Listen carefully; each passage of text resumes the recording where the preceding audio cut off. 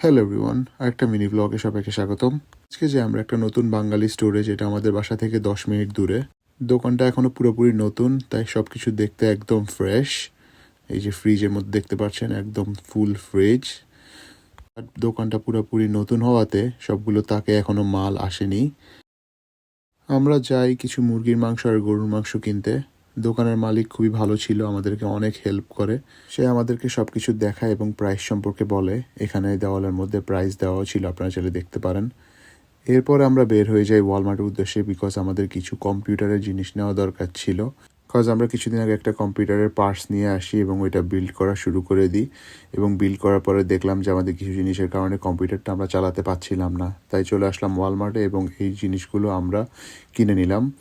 এরপরে চলে গেলাম আমি আমার খালার বাসায়। আগে থেকেই কিছু ফ্যামিলি মেম্বার উপস্থিত ছিল, সো সবার সাথে আমরা কথাবার্তা বলে বসে গেলাম খাওয়া দাওয়া করার জন্য। খাওয়া দাওয়া অনেক আয়োজন ছিল এবং খাওয়া দাওয়ার মাঝখানে শাফিন ফোন দিয়ে বলল যে আজকে সি ফুড বয়েল করবে এবং সব কিছু নিয়ে আসলো সে সি ফুড বয়েলের জন্য। আপনারা যা দেখতেছেন সেটা হচ্ছে আমি একটা লবস্টারকে মারতেছি। এভাবেই লবস্টারকে মারতে হয়। প্লিজ প্লিজ কেউ খারাপভাবে নেবেন না, এটাই সবচেয়ে হিউম্যান ওয়ে একটা লবস্টার মারার। সো দেখতে পারতেছেন, এক জায়গায় খেয়ে আরেক জায়গায় খেতে আসলাম, বাট এখানে একটু কষ্ট করতে হবে, সেখানে খাওয়া দাওয়া আমাদেরকে বানাতে হবে।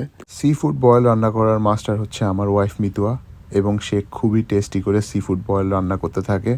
আর আমি আর শাফিন তাকে হেল্প করি যত কিছু আয়োজন করতে হয় রান্না করার জন্য। এবং ফাইনালি সব কিছু আমরা সিদ্ধ করে রেডি করে রাখি, এর ভিতরে সে সসটা রেডি করে নেয়। এর ভিতরে আমরা একটু টেস্ট করে দিই, কারণ কিছু কিছু সি ফুড আছে যেটা আমরা আগে কখনো খাইনি, তাই একটু টেস্ট করে শিওর হয়ে নিলাম এটা খাওয়ার উপযোগী কিনা।